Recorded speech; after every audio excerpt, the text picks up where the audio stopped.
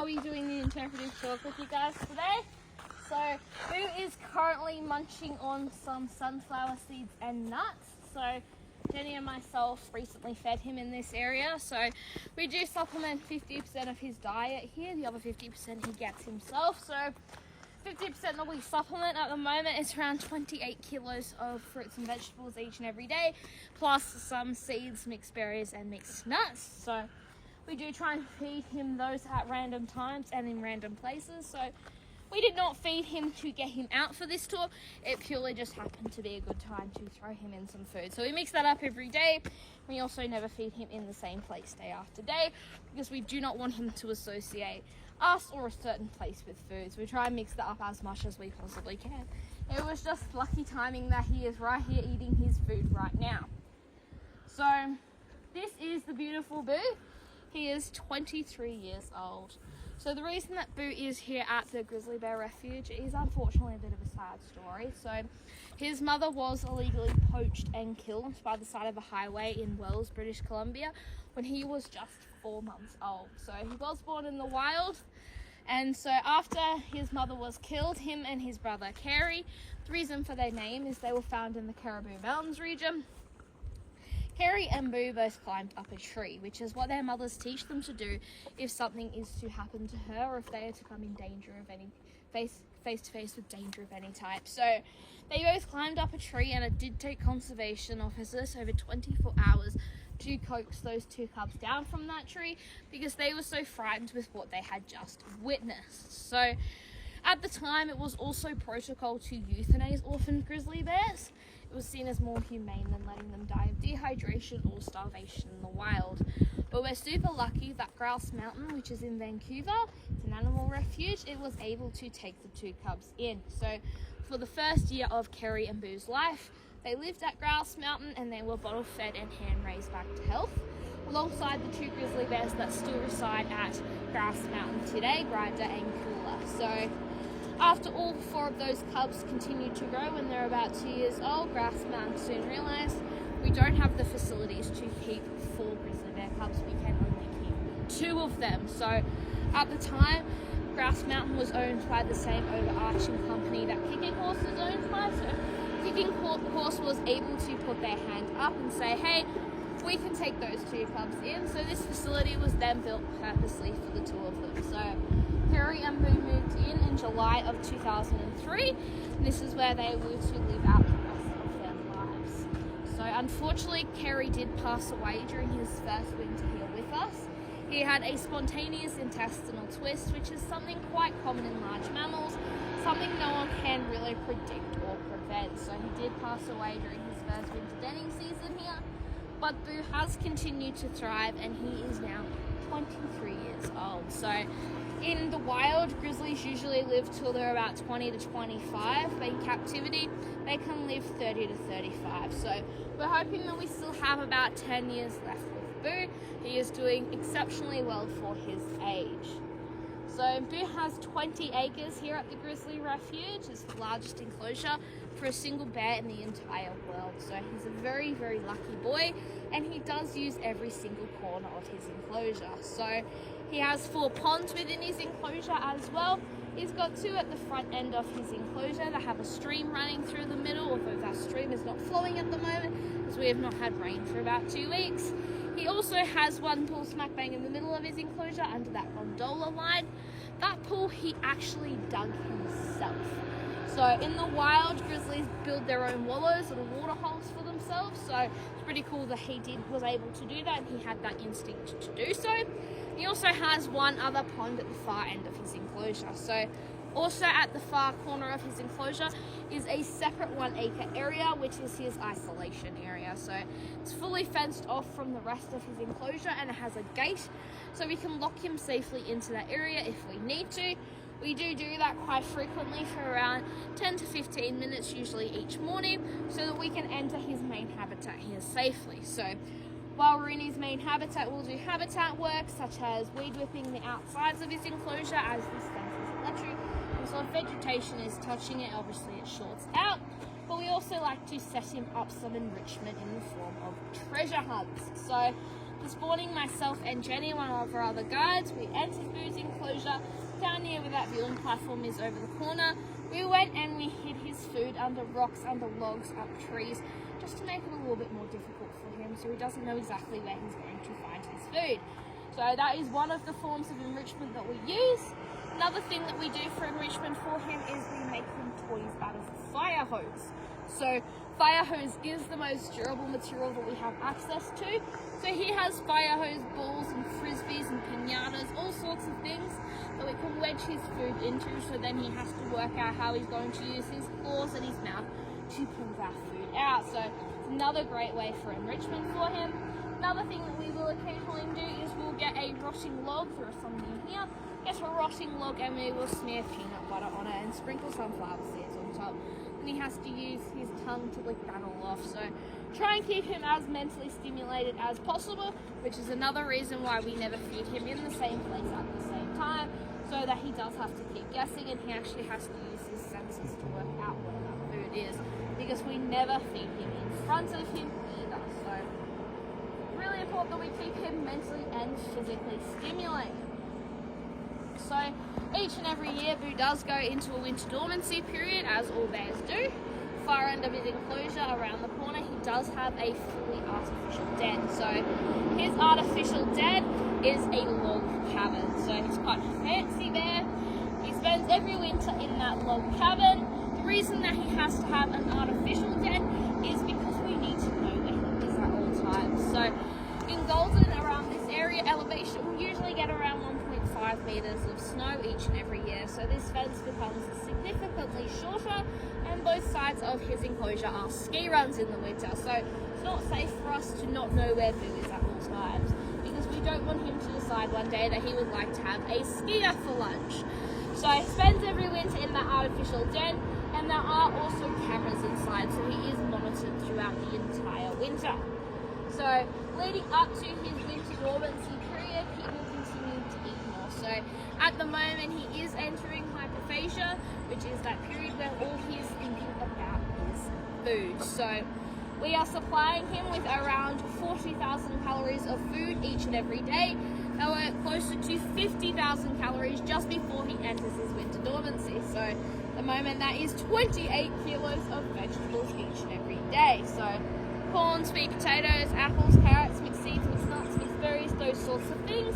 He also forages within his environment as well. So he's got multiple different species of berries within his habitat, and he also has the brown squirrel. So he will sometimes hunt those brown squirrels and have them as a tasty little treat.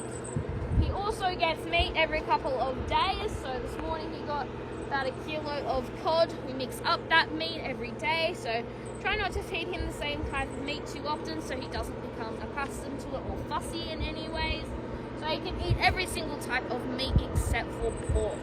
Pigs and bears do carry the same parasites, and we do feed him all of his meat raw. So it's just safer that we avoid feeding him pork of any type.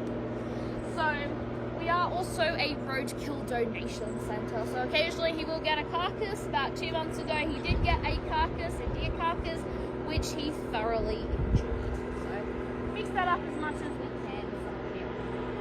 So when he enters his winter dormancy period, he will be anywhere between 3 and 6 months. So it's purely dependent on the climate. For him, it's usually on that shorter side, sometimes only about 2 months, because the climate here isn't as harsh as in some other areas. So we supply him with natural bedding within his winter den, like hay. He'll also bring his own stuff in there as well, like sticks and branches from trees, just to give it his own personal touch. So when he goes into his winter dormancy as well, he will weigh around 850 pounds. So at the moment he's 680 pounds. Last week he was 640 pounds. So in a week he's put on 40 pounds.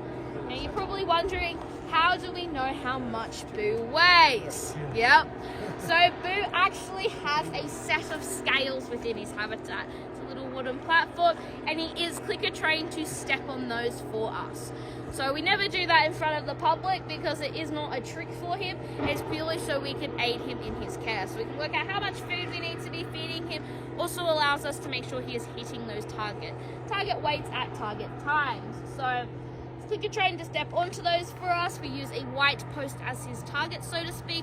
We will stick it through this fence. He will move towards that post, bop his nose on it. We will click the clicker just like you would a dog to say, yep, you've done what we want you to do, and then we will reward him for that behavior. So he's very, very good at doing that for us because he does know that he gets a reward for doing that. So we weigh him once a week. We also have a couple of other things that we do with Boo frequently. So again, we never do this in front of the public because he is not a circus animal. We only have these tasks trained in him so we can aid him with his health. So every couple of years we do get a vet out to do a full assessment on him. But when the vet comes out, he does have to be fully tranquilized and sedated. So that's quite stressful for both him and us, and it obviously does carry some risks as well. So once a month we do a visual welfare assessment on him. So in that welfare assessment, he is clicker trained to stand on his hind legs for us. So he'll stand on his hind legs, which allows us to assess underneath his body for cuts, lumps, abnormalities. And also, grizzly bears lose their ability to stand on their hind legs as they age. So it's also a really good indicator on how he is aging, whether he is getting sore in any region. So that is one of the tasks we get him to do during those welfare assessments. Another thing that we get him to do during those welfare assessments is we get him to open his mouth for us. So as with most mammals, including ourselves, our teeth and dental health does deteriorate as we age. So it's important we keep a close eye on that, check for any gum abnormalities, missing teeth, infection, those sorts of things, so that we can get on top of it as quickly as we can. And finally, he is also trained on an emergency recall. Now, thankfully, we've never had to use it in an emergency situation, so to speak. We have used it in the past when we need to get him into a location in a somewhat timely manner. So for that emergency recall, we ring a very, very large bell that has a very loud tone to it, and he will usually respond to that within a couple of minutes. So we could be on that side of his enclosure and he could be over here. When we ring that bell, he will come within a couple of minutes. So allows us to get him into a secure location quickly if ever needed. We have definitely used it in the past when we need to get him into a certain location quickly. So his reward when he comes to that bell is canned oysters. So it's the only time he gets canned oysters, which is probably why he comes running so quickly.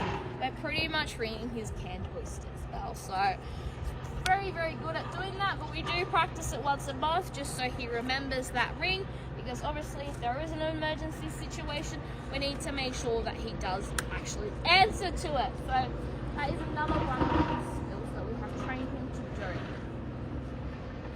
So another thing as well that I find very interesting about grizzly bears is their reproduction. So grizzly bear mating season is during June and July. However, females actually undergo a process called delayed implantation. So in delayed implantation, the blastocyst, which is essentially the beginning stages of the embryo, it actually free floats in that female's uterus until she enters her winter dormancy period. So it can free float in there for a good couple of months. Then when she enters her winter dormancy period, her body then decides whether or not she is going to implant that blastocyst, and therefore whether or not she is going to have those cubs. So if she's not very healthy, maybe a bit more on the skinny side, and isn't going to be able to successfully raise those cubs, she will simply reabsorb that blastocyst as extra protein. So it's a pretty cool adaptation because it means she's not being forced to have those cubs if she isn't going to be able to successfully raise them. So if she's nice and chunky, nice and healthy, she will have anywhere between 1 and 4 cubs, though it is usually about 2 or 3. And those cubs are then born in January or February. So that is smack bang in the middle of that female's winter dormancy period.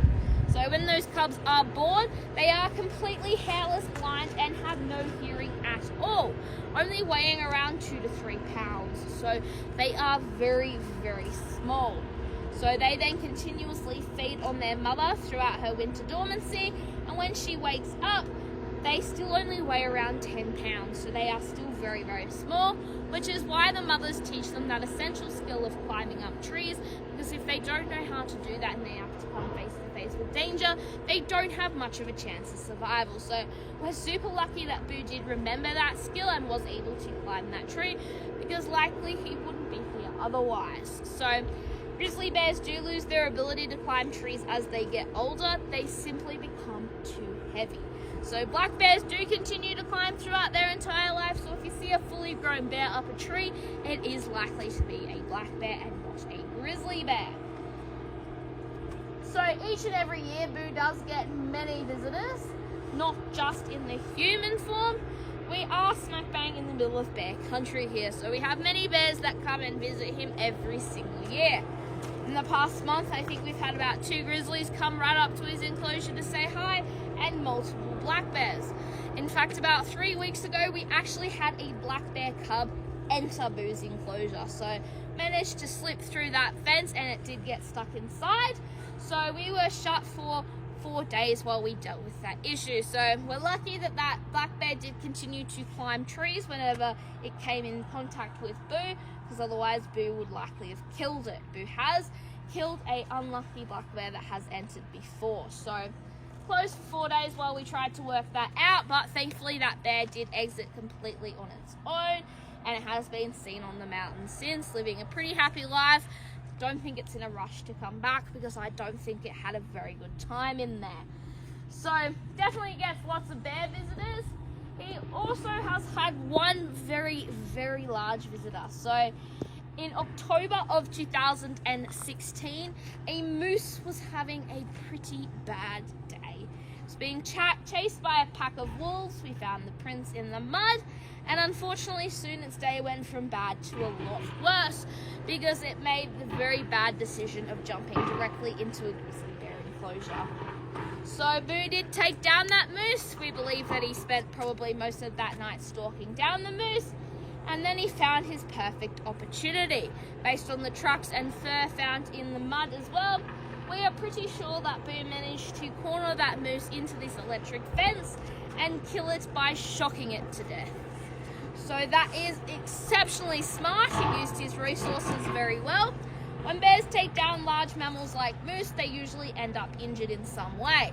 Boo was not injured at all, because he made the fence do the dirty work for him. So definitely shows how smart grizzly bears are. So we actually have the skull of that moose in our interpretive yurt as well. So before you guys head out today, make sure you go and check that out, because it definitely is pretty cool to see. It's pretty much Boo's trophy. Boo has also gone on some adventures of his own. He has escaped not once but twice. So his first escape was in 2006, and the second escape was in 2011. Both times he escaped was during June, which is grizzly bear mating season, and both times he escaped, he dug out underneath this fence. He knows that this fence is electric. He definitely does, because we saw him take down that moose with it. So first time he escaped in 2006, he dug out underneath this fence, and he headed straight up that mountain and down the other side, and was soon spotted by helicopter search crews walking alongside a blonde female grizzly bear. So he has a type, guys. After living his best life out in the wild for 33 days though, staff returned one morning to find Boo waiting at the gate to be let back in. So he returned home completely voluntarily. Grizzly bears do remember their prime feeding grounds. He knows where he can get a good supply of food. He was probably out in the wild saying, hey, does anyone know where I can get some sweet potato? They looked at him like he was mad, so he came back home. So it definitely made the job easier for us. So after that first escape, he was fixed to die down that hormone drive, and we also installed steel plates along the whole perimeter of his enclosure so that he couldn't dig out and escape again. Or at least we thought he couldn't dig out and escape again. In 2011, he managed to find a small gap between the two steel plates. He pried them open, dug out underneath.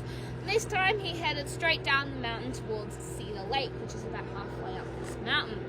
So during his second escape, he was seen once again walking alongside a lightly coloured female grizzly bear, and although he couldn't reproduce that time, it is highly likely that the first time he did. So very high possibility that there are some baby boos in this mountain, which is a pretty cool thing to think about.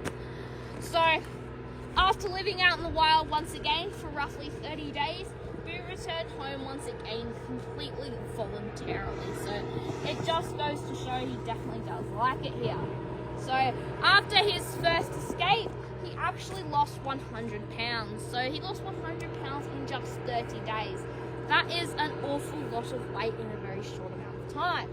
The second escape, however, he actually lost no weight at all. So we believe between 2006 and 2011, he developed some natural hunting skills within his habitat here, which was super exciting for us as it's something we weren't sure if he was ever going to be able to develop because he did have a mum to teach him those skills.